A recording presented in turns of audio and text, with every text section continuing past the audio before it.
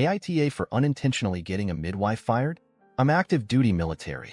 My wife and I began trying for a baby about 2 years after we got married, and after a few months she got pregnant with our first child. About 6 weeks after she found out, I was deployed for a 6-month stint.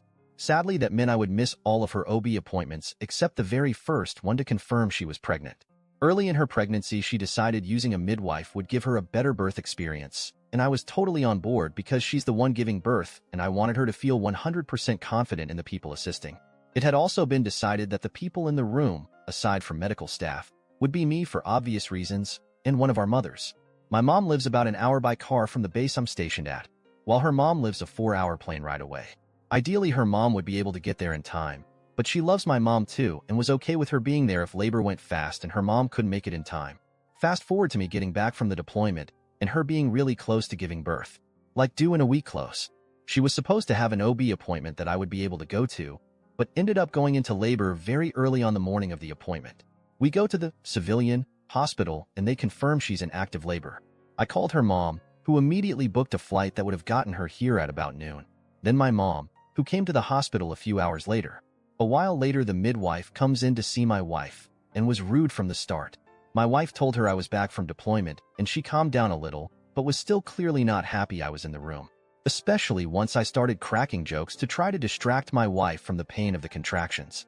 Then the midwife glared at me and told me to take this seriously and have respect for my wife while she's in pain. I thought her hostility was weird, but was more focused on my wife and doing all I could to support her. As it got closer to noon, my wife was almost 9 centimeters dilated, and so I decided not to go pick up her mom from the airport and had her take a cab instead, so I wouldn't have to leave for over an hour to drive to the airport. When her mom did get to the hospital, I left the L&D floor briefly to go downstairs and pay the cab driver so her mom wouldn't need to. As the cab is pulling up, I got a call from my mom telling me the OB and midwife were there and the baby was coming fast. Of course, I rushed back up there after tossing some cash to the cab driver, so her mom and I could be there for the birth. When I got back to the L&D floor, my mom was in the waiting room since she had to step out to make the phone call and also knew she would be waiting outside. I used the intercom to ask to be let back in, and to my surprise, I was denied entry. They said they had an order to not let me or anyone in to see my wife. That was really confusing, so I asked why, and was just told I wouldn't be let in and not to tie them up on the intercom or security would be called. So the three of us waited outside, since my wife didn't answer her phone as she was actively pushing our baby out.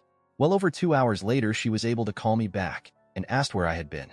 I told her the hospital staff wouldn't let me in, but I had been in the waiting room trying to get answers for almost 2.5 hours. Long story short, it was the midwife who told the desk staff that I wasn't to be let back in. She lied and said my wife had reported I was abusive and she didn't want me there. So not only did my poor wife have to give birth alone and without me or her mom there for support, I missed the birth of my daughter. It meant a lot to me to be there to see my baby come into the world because I missed so much of the pregnancy, and that was ripped away from me because this awful woman didn't like that I never showed up to a single appointment the entire pregnancy, despite being told by my wife that I was deployed. So, with my wife's support, I filed a formal complaint about the midwife, and she ended up getting fired by the OB's office. My wife is naturally on my side, but some of our friends have said I was wrong to make such a big deal out of it and taking away the woman's livelihood. Was I the age for reporting her, which caused her to lose her job?